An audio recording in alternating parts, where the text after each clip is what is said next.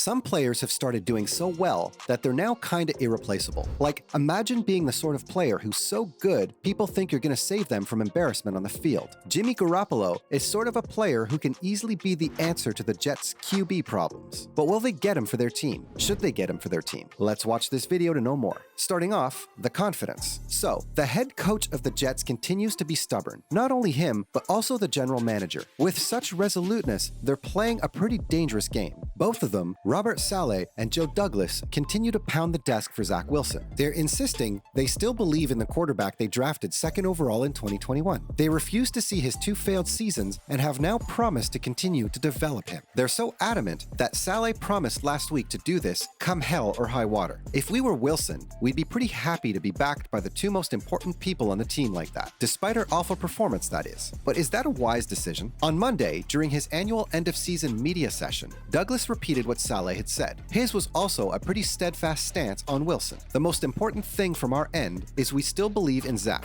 Well, it may not be the wisest thing considering the results we've seen so far, but we can appreciate the vote of confidence, even though the fans have started to get upset and the critics are having a field day. Douglas went on, saying that philosophically, they've never been a team that's given up on their talent early on. They all know about the talent that Zach possesses, so they're gonna work with him. He said they're doing everything they can to help him reach his full potential. Speaking of doing their jobs, to be honest, that's kinda nice. The guy may be a good player, and there's a reason that they drafted him, and both the GM and the head coach have such confidence in him. It could just be that he's going through a dry spell and will bounce back well enough once he's gained the lost confidence. And whose job is it to get the player's confidence back? You thought right, the general manager and the head coach. So, this might be a decision they're sticking with, but whether it is a bad decision or not remains to be seen. And if Douglas and Saleh are too blind in their belief in Wilson and don't bring in a proven veteran quarterback who's had success in the league to be their starter in 2023, they're placing their futures in danger. And hear the screams. People are yelling to Douglas and Saleh, go get Jimmy Garoppolo and do it as soon as you can. It's possible the two of them honestly believe they can afford to keep developing Wilson by continuing to start him in 2023 on Woody Johnson's time. But do they have the time for it? They're already testing the owner's patience, which is said to be wearing thin already. They don't seem to have a lot of choice in the matter. Next up, the veteran. So yes, they gotta go get Garoppolo. It makes a lot of sense. He's a free agent, has a 40-17 one-loss record as a starter, a career completion percentage of 67.6, and has thrown 87 touchdowns to 42 interceptions. What's even better, he too comes from the Kyle Shanahan 49ers offensive system, which is the same system that Jets offensive coordinator Mike LaFleur, who worked under Shanahan, runs.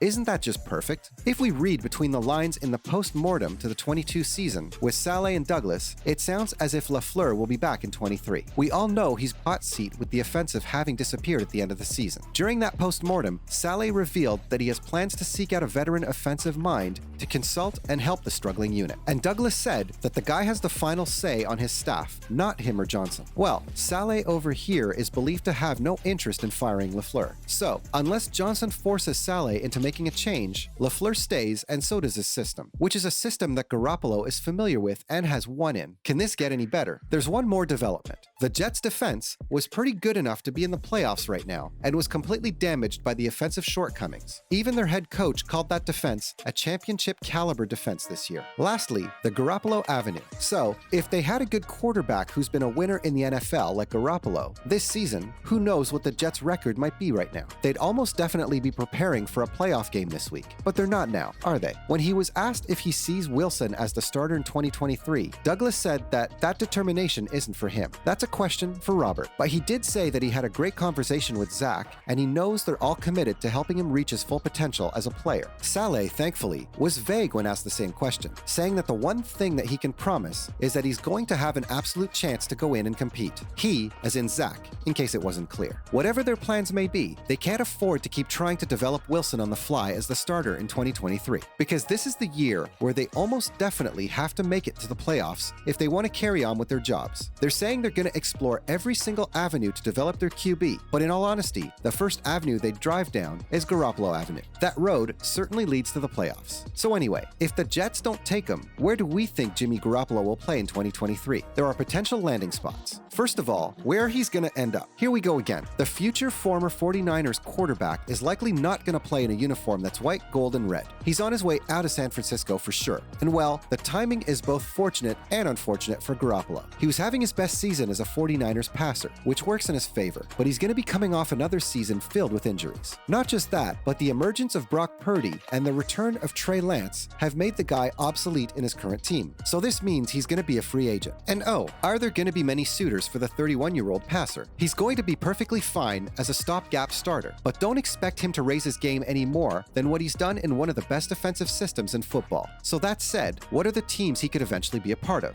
Number 1, New York Jets. This spot is the most obvious for a few reasons. They're just one quarterback away from being an actual playoff threat, and a large part of their 2022 collapse was due to a bad offense and a worse quarterback play. The head coach has a familiarity with Garoppolo, as he spent his 49ers years as DC with him as the team's QB. Like we said, it also helps that the Jets' offensive planning is similar to that run by Kyle Shanahan in San Francisco, which means that the learning curve wouldn't be too difficult for him. But the question is whether they're going to go with him or not, because right now, they're pretty much in favor of Zach Wilson. So there are other teams to watch out for, like number 2, Las Vegas Raiders. If they don't land a much bigger fish, the Raiders are going to make a pretty logical landing spot for Jimmy when they move on from Derek Carr. Garoppolo started his career on the bench behind Tom Brady and utilized Josh McDaniels' scheme, so there's a definite level of comfort there. But that said, moving on from Carr to sign him doesn't seem like a move that might work for them. But we've kind of come to expect that from McDaniels-led teams, right? On number 3, New England Patriots. Mac Jones didn't show much of anything in 2023. Whether that's on him or the rest of the staff is questionable, but the Patriots and Belichick haven't looked like a team willing to sit still with one quarterback in recent years. After all, that's why they grabbed Bailey Zappi in the 4th round of the 2022 NFL Draft, right? If the Patriots aren't comfortable heading into year 3 of Jones, then maybe a room of Jones, Zappi, and Garoppolo makes sense. It's going to give Belichick the Garoppolo succession plan he's been waiting for a long time during the Brady years. This would make for some good long-term storytelling. On number 4, New Orleans Saints. We all know the Saints have cap issues to work around.